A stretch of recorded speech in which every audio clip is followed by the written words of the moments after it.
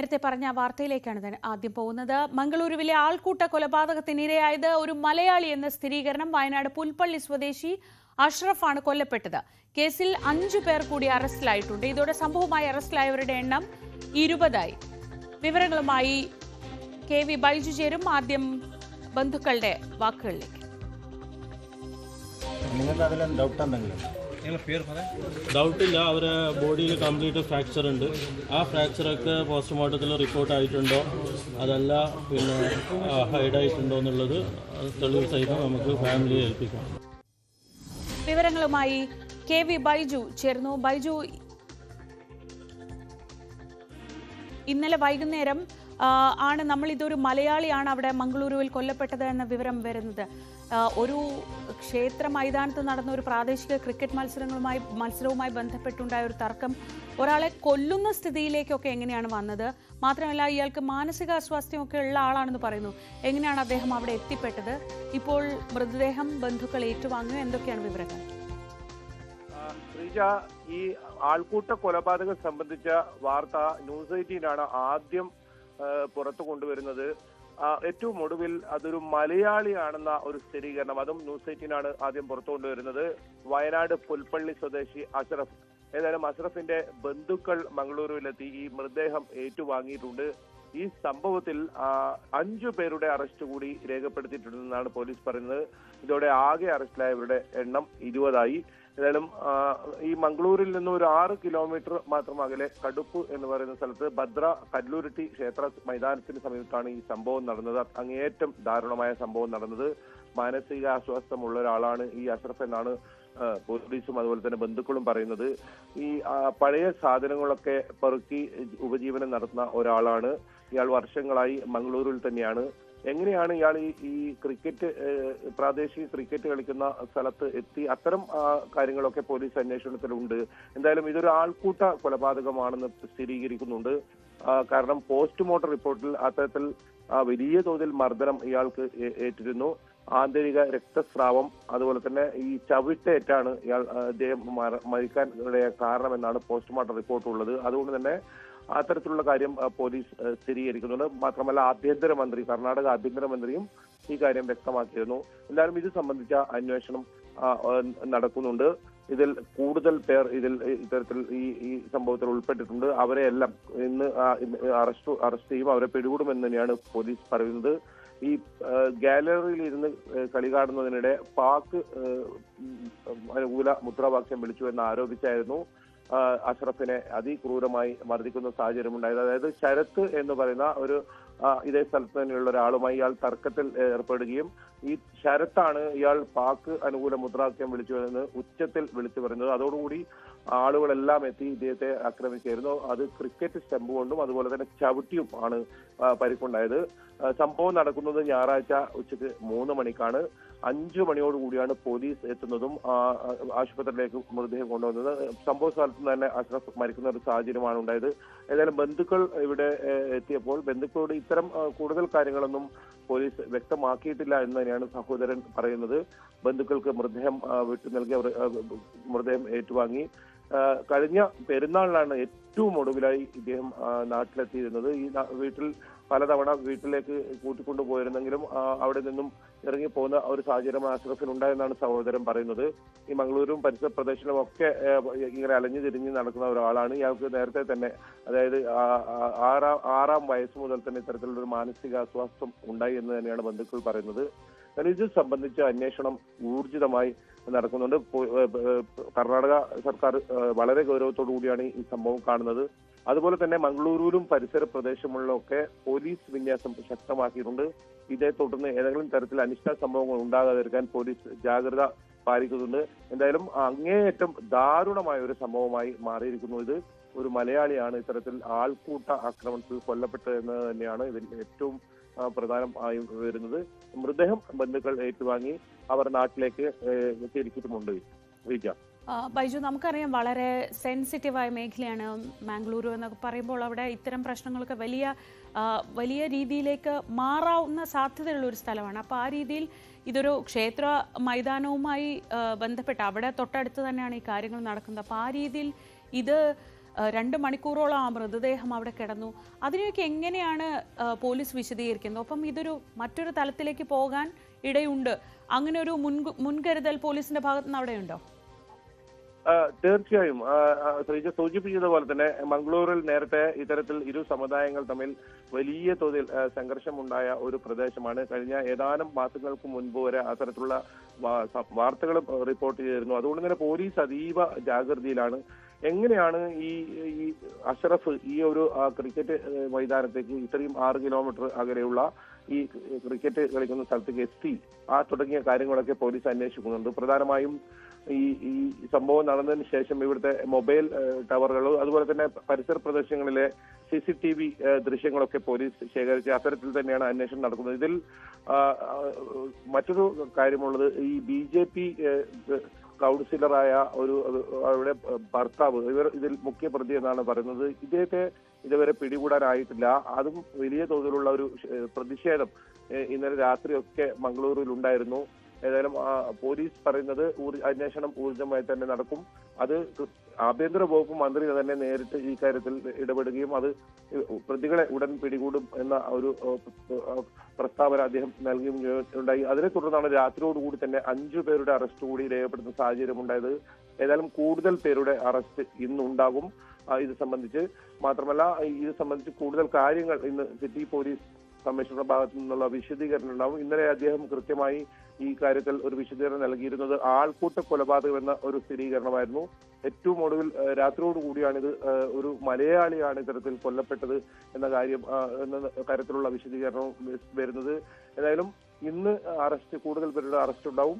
അതുപോലെ തന്നെ ശ്രീജ സൂചിപ്പിച്ചതുപോലെ തന്നെ വളരെ സെൻസിറ്റീവായ ഒരു പ്രദേശമാണ് ഈ മംഗളൂരും പരിസര പ്രദേശവും. പ്രത്യേകിച്ച് തീരദേശ പ്രദേശങ്ങളിലൊക്കെ പെട്ടെന്ന് സംഘർഷമുണ്ടാകുന്ന ഒരു പ്രദേശമാണ്. അതുകൊണ്ട് തന്നെ വലിയ തോതിലുള്ള പോലീസിനെ ഈ പ്രദേശത്തൊക്കെ വിന്യസിച്ചിട്ടുണ്ട്. ഏതായാലും സഹോദരനെത്തി ഈ മൃതദേഹം ഏറ്റുവാങ്ങി കുടുംബം മൃതദേഹം നാട്ടിലേക്ക് കൊണ്ടുപോയിട്ടുണ്ട്, വയനാട്ടിലേക്ക് കൊണ്ടുപോയിട്ടുണ്ട്. ഇന്ന് സംസ്കാര ചടങ്ങുകളൊക്കെ നടക്കുന്നുണ്ട്. ഇതിനിടയിൽ തന്നെ അന്വേഷണവും ഇന്ന് കൂടുതൽ പേരുടെ അറസ്റ്റ് ഇന്ന് ഉണ്ടാകുമെന്ന കാര്യവും പോലീസ് വ്യക്തമാക്കുന്നുണ്ട്. ശ്രീജ. ശരി, KV ബൈജു ആണ് വിശദമായ വിവരങ്ങൾ നൽകിയത്. ന്യൂസ് 18 ആണ് ഈ വാർത്ത ആദ്യം പുറത്തുവിട്ടത്. ആ ആക്രമണത്തിൽ കൊല്ലപ്പെട്ടത് ഒരു മലയാളിയാണ്, ആൾക്കൂട്ടം തല്ലിക്കൊന്നത് ഒരു മലയാളിയാണെന്ന വാർത്തയും ആദ്യം ബൈജു തന്നെയാണ് പുറത്തുവിട്ടത്. പുൽപ്പള്ളി സ്വദേശിയായ അഷ്റഫാണ് കഴിഞ്ഞ ഞായറാഴ്ച ഒരു പ്രാദേശിക ക്രിക്കറ്റ് മത്സരത്തിനിടെ ആൾക്കൂട്ടത്തിന്റെ ആക്രമണത്തിൽ കൊല്ലപ്പെട്ടത്. മൃതദേഹം 2 മണിക്കൂറോളം അവിടെ കിടന്നു. അത് കഴിഞ്ഞാണ് പോലീസ് എത്തുന്നത്. പിന്നീടാണ് ബന്ധുക്കൾ ഇത് അഷ്റഫാണെന്ന് തിരിച്ചറിയുന്നത്. ഇപ്പോൾ ഇന്ന് പുലർച്ചെയോടെ അഷ്റഫിന്റെ മൃതദേഹം ഏറ്റുവാങ്ങിയ ബന്ധുക്കൾ ഇപ്പോൾ നാട്ടിലേക്ക് കൊണ്ടുപോവുകയാണ്. ഇതുമായി ബന്ധപ്പെട്ട മറ്റ് വിവരങ്ങൾ വരുമ്പോൾ നമുക്ക് അതിലേക്ക് മടങ്ങിയെത്താം. മറ്റ് വാർത്തകൾ നോക്കാം. വൈദ്യുതി വകുപ്പിന് കരുത്താകുന്ന പള്ളിവാസൽ എക്സ്റ്റൻഷൻ പദ്ധതിയുടെ ഉദ്ഘാടനം വൈകുന്നു. കഴിഞ്ഞ മാസം പദ്ധതി ഉദ്ഘാടനം ചെയ്യാൻ തീരുമാനിച്ചിരുന്നെങ്കിലും പിന്നീട് മാറ്റുകയായിരുന്നു എന്നാണ് വിവരം. 60 മെഗാവാട്ട് വൈദ്യുതി ഉൽപ്പാദനം ലക്ഷ്യമിട്ട് പള്ളിവാസൽ എക്സ്റ്റൻഷൻ പദ്ധതി നിർമ്മാണം ആരംഭിച്ചിട്ട് ഇപ്പോൾ 18 വർഷം കഴിഞ്ഞു. 2006 ഡിസംബർ 26 അന്നത്തെ വൈദ്യുതി വകുപ്പ് മന്ത്രിയായിരുന്ന AK ബാലനാണ് പദ്ധതിയുടെ നിർമ്മാണോദ്ഘാടനം നടത്തിയത്. 60 മെഗാവാട്ട് വൈദ്യുതി ഉൽപാദനം സാധ്യമാക്കുന്ന പദ്ധതി 4 വർഷം കൊണ്ട് പൂർത്തിയാക്കുകയായിരുന്നു ലക്ഷ്യം.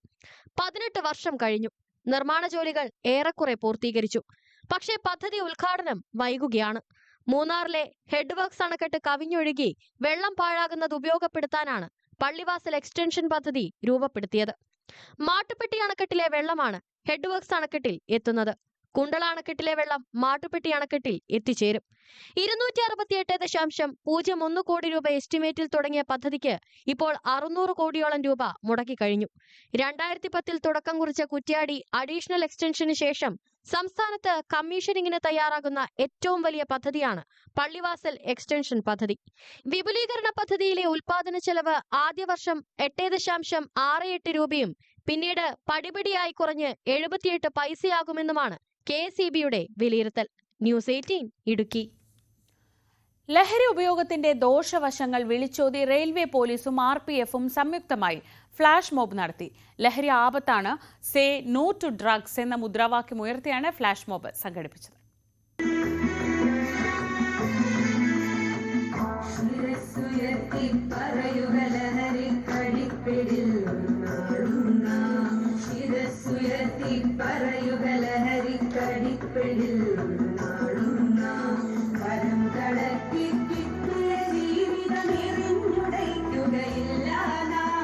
ലഹരി ഉപയോഗവും വ്യാപനവും തടയുന്നതിനു വേണ്ടിയുള്ള ജനകീയ ക്യാമ്പയിന്റെ ഭാഗമായാണ് പുനലൂർ റെയിൽവേ പോലീസും RPFും എക്സൈസും സംയുക്തമായി പുനലൂർ റെയിൽവേ സ്റ്റേഷൻ പ്ലാറ്റ്ഫോമിൽ ഫ്ലാഷ് മോബ് സംഘടിപ്പിച്ചത്. MDMA, കഞ്ചാവ് പോലുള്ള ലഹരി വസ്തുക്കളിൽ പുതിയ തലമുറ അടിമകളാകുന്ന സാഹചര്യവും ഇതിൽ നിന്ന് മുക്തി നേടേണ്ട ആവശ്യകതയും വിളിച്ചോതുകയാണ് ഫ്ലാഷ് മോബ് കൊണ്ട് ലക്ഷ്യമിടുന്നത്. Punalur police station SHO Rajesh flash mob ഉദ്ഘാടനം ചെയ്തു. നിങ്ങളുടെ എല്ലാവരുടെയും ഒരു പ്രോത്സാഹനം അവർക്ക് വേണം. തുടർന്നും ഈ ലഹരിക്കെതിരെയുള്ള പോരാട്ടത്തിൽ സജീവ പങ്കാളിത്തം നിലനിർത്തിക്കൊണ്ട് അവർക്ക് മുന്നോട്ട് പോകാൻ വേണ്ടി നിങ്ങളുടെ എല്ലാവരുടെയും പ്രോത്സാഹനം ഈ കുഞ്ഞുങ്ങൾക്ക് വേണം. അതോടൊപ്പം തന്നെ നമ്മൾ ഓരോരുത്തരും ലഹരിക്കെതിരെയുള്ള ഈ പോരാട്ടത്തിൽ ശക്തരായ വക്താക്കളായി പങ്കാളികളായി മാറണമെന്ന് അഭ്യർത്ഥിച്ചുകൊണ്ട് ഈ ചെറിയ പരിപാടി, കുഞ്ഞുങ്ങളുടെ ഈ പരിപാടി ഔപചാരികമായി ഉദ്ഘാടനം ചെയ്യാൻ അറിയിക്കുന്നു. ഈ മയക്കുമരുന്നിന്റെ വ്യാപനവും ഉപയോഗവും നിയന്ത്രിക്കുക അല്ലെങ്കിൽ ഇല്ലായ്മ ചെയ്യുക എന്നുള്ളത് നമ്മുടെ ആധുനിക സമൂഹത്തെ സംബന്ധിച്ച് ഏറ്റവും വലിയ ഉത്തരവാദിത്തമാണ്.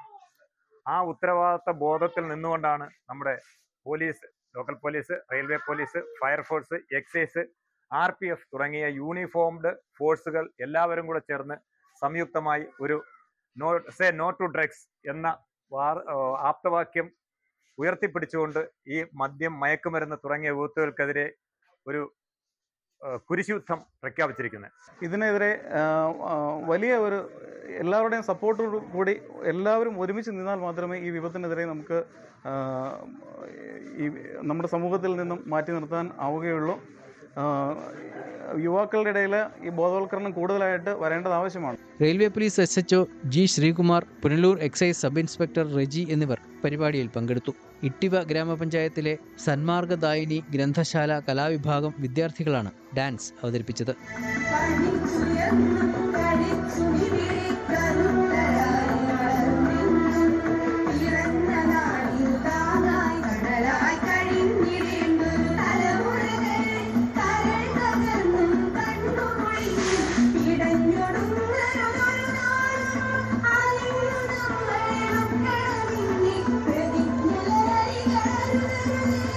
ന്യൂസ് 18 പുനലൂർ. വിദ്യാർത്ഥികളുടെ മാനസികാരോഗ്യം മെച്ചപ്പെടുത്തുന്നതിന് മുഹമ്മദ് മുഹസിൻ MLA നേതൃത്വത്തിൽ നടപ്പാക്കുന്ന മാനസമിത്ര പദ്ധതിക്ക് പട്ടാമ്പിയിൽ തുടക്കമായി. ഇതിന്റെ ഭാഗമായുള്ള ഏകദിന ശില്പശാല മന്ത്രി V ശിവൻകുട്ടി ഉദ്ഘാടനം ചെയ്തു. കാലിക പ്രസക്തിയുള്ള പദ്ധതിക്ക് ആവശ്യമായ പിന്തുണ സർക്കാരിന്റെ ഭാഗത്തു നിന്നുണ്ടാകുമെന്ന് മന്ത്രി V ശിവൻകുട്ടി പറഞ്ഞു. വിദ്യാർത്ഥികളിലെ ഉത്കണ്ഠ, വിഷാദം, ആത്മഹത്യാ പ്രവണത, മനോവൈകല്യങ്ങൾ, സാമൂഹ്യ മാധ്യമങ്ങളുടെ അതിപ്രസരം കാരണമുണ്ടാകുന്ന ഡിജിറ്റൽ അഡിക്ഷൻ തുടങ്ങി ലഹരി അടക്കമുള്ള നിരവധിയായുള്ള പ്രശ്നങ്ങൾക്ക് പരിഹാരം കാണാനും വിദ്യാർത്ഥികളെ പിന്തുണയ്ക്കാനും ലക്ഷ്യമിട്ടാണ് പട്ടാമ്പി മണ്ഡലത്തിൽ മാനസമിത്ര പദ്ധതി രൂപീകരിച്ചിരിക്കുന്നത്. 11 സ്കൂളുകളിലാണ് സമഗ്ര മാനസികാരോഗ്യ പദ്ധതിയായ മാനസമിത്ര പദ്ധതി നടപ്പാക്കുന്നത്. ഇതിന്റെ ആദ്യഘട്ട ഏകദിന ശില്പശാല കൊപ്പം നക്ഷത്ര റീജൻസിയിൽ വിദ്യാഭ്യാസ വകുപ്പ് മന്ത്രി V ശിവൻകുട്ടി ഉദ്ഘാടനം ചെയ്തു. എല്ലാവരുടെയും സഹകരണം ആവശ്യമാണെന്നും പദ്ധതിക്ക് 3 ലക്ഷം രൂപ സർക്കാർ അനുവദിച്ചതായും മന്ത്രി V ശിവൻകുട്ടി പറഞ്ഞു. വിദ്യാർത്ഥികളുടെ പ്രശ്നങ്ങൾ തിരിച്ചറിയാൻ മാതാപിതാക്കൾക്കും കുട്ടികൾക്കും മാനസികാരോഗ്യത്തിന്റെ പ്രാധാന്യം മനസ്സിലാക്കുവാനും അധ്യാപകരെ പ്രാപ്തരാക്കുവാനുള്ള ലക്ഷ്യത്തോടെ വിദഗ്ധരുടെ നേതൃത്വത്തിൽ ഒരു ശാസ്ത്രീയ പഠനം നടത്തി ഇപ്പോൾ കേരളയിലൂടെ മാനസമിത്ര പദ്ധതിക്കായി സർക്കാർ ആദ്യഘട്ടത്തിൽ 3 ലക്ഷം രൂപ അനുവദിച്ചു. പട്ടാമ്പി നിയോജക മണ്ഡലത്തിലെ 11 സർക്കാർ സെക്കൻഡറി, ഹയർ സെക്കൻഡറി സ്കൂളുകളിലെ വിദ്യാർത്ഥികൾക്കും അധ്യാപകർക്കും രക്ഷിതാക്കൾക്കും സമഗ്ര മാനസികാരോഗ്യ പദ്ധതിയായ മാനസമിത്രയുടെ ക്ലാസുകൾ സ്വീകരിക്കുവാൻ കഴിയും. വിദ്യാർത്ഥികൾക്കും അധ്യാപകർക്കും രക്ഷിതാക്കൾക്കും തികച്ചും ശാസ്ത്രീയവും സമകാലീനവുമായ ക്ലാസുകൾ ലഭിക്കുന്ന ഒരു സമഗ്ര മാനസികാരോഗ്യ പദ്ധതിയാണ് മാനസമിത്ര. 2 സെഷനുകളായാണ് പദ്ധതി നടപ്പിലാക്കുക. ഇതിന്റെ ഭാഗമായി മെയ് മാസത്തിൽ അധ്യാപകർക്ക് പ്രത്യേക ക്യാമ്പ് സംഘടിപ്പിക്കും. ന്യൂസ് 18 പട്ടാമ്പി. പൊന്നാനിയിൽ ലൈസൻസ് ഇല്ലാതെ പ്രവർത്തനം ആരംഭിച്ച ബിവറേജസ് ഔട്ട്ലെറ്റ് CPM പ്രവർത്തകർ അടച്ചുപൂട്ടിച്ചു. പൊന്നാനി ചമ്രവട്ടം ജംഗ്ഷനിലെ ബിവറേജസ് കോർപ്പറേഷൻ ഔട്ട്ലെറ്റിന് പകരം പുഴമ്പ്രത്ത് പ്രവർത്തനം തുടങ്ങിയ ഔട്ട്ലെറ്റാണ് പ്രതിഷേധത്തെ തുടർന്ന് പൂട്ടിയത്. കഴിഞ്ഞ ദിവസം വരെ പൊന്നാനി ചമ്രവട്ടം ജംഗ്ഷനിൽ പ്രവർത്തിച്ചിരുന്ന ഔട്ട്ലെറ്റ് പൊടുന്നനെ ജനവാസ കേന്ദ്രമായ പുഴമ്പ്രത്തെ പുതിയ കെട്ടിടത്തിൽ പ്രവർത്തനം ആരംഭിക്കുകയായിരുന്നു. രാവിലെ മുതൽ ഔട്ട്ലെറ്റിൽ തിരക്കുമേറി. എന്നാൽ കെട്ടിടത്തിൽ ഔട്ട്ലെറ്റ് പ്രവർത്തിക്കുന്നതിനാവശ്യമായ മുനിസിപ്പൽ ലൈസൻസ് ഇല്ലെന്ന് മനസ്സിലാക്കിയതോടെ CPM ഏരിയ സെക്രട്ടറിയുടെ നേതൃത്വത്തിൽ സംഘടിച്ചെത്തിയ പ്രവർത്തകർ ബിവറേജസ് ജീവനക്കാരോട് ലൈസൻസ് ആവശ്യപ്പെട്ടു. തങ്ങൾക്ക് എക്സൈസ് ലൈസൻസ് ഉണ്ടെന്നും നഗരസഭാ ലൈസൻസിനായി അപേക്ഷ നൽകി കാത്തിരിക്കുകയാണെന്നും മറുപടി ലഭിച്ചു. നഗരസഭാ ലൈസൻസ് ലഭിച്ചതിന് ശേഷം ഔട്ട്ലെറ്റ് പ്രവർത്തിച്ചാൽ മതിയെന്ന് പറഞ്ഞ് പ്രവർത്തകർ ഷട്ടറിടുകയായിരുന്നു.